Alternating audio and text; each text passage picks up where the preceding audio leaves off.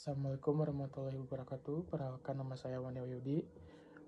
NPM saya 221236. Di sini saya mengambil case kelima, yaitu tentang perang saudara di Suriah.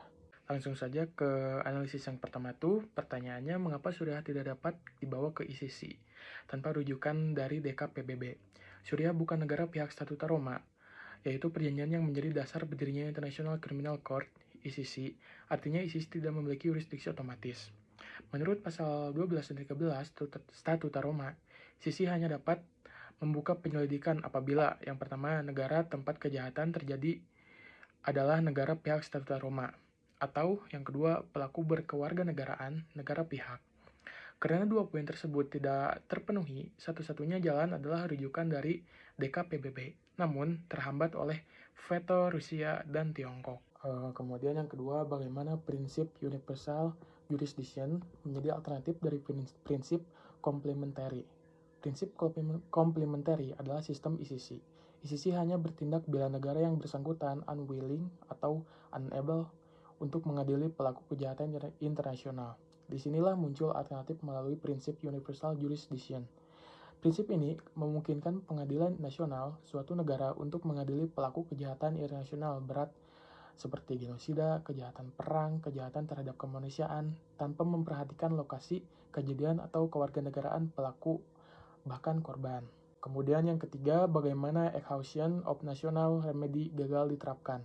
Di dalam kasus Suriah ini, hal ini gagal diterapkan karena yang pertama itu sistem peradilan nasional Suriah tidak independen dan sepenuhnya dikendalikan oleh rezim Assad.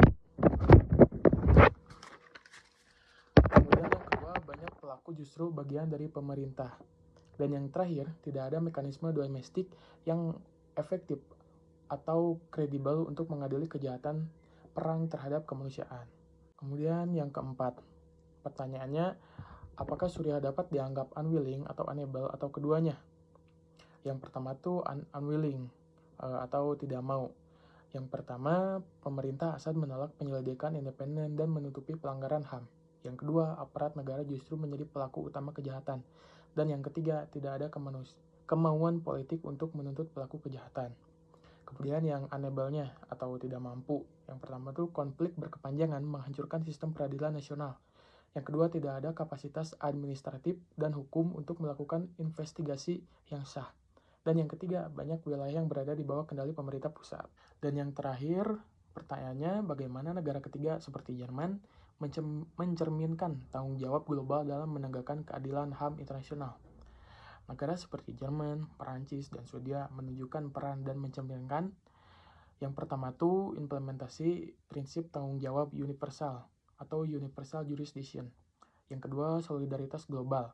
Seperti negara lain membantu menegakkan keadilan ketika negara pelaku gagal atau menolak. Yang ketiga, penegakan imunitas.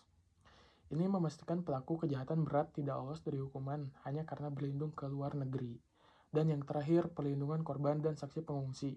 Banyak bukti dan korban yang kini berada di negara-negara Eropa. Sekian, terima kasih. Wassalamualaikum warahmatullahi wabarakatuh.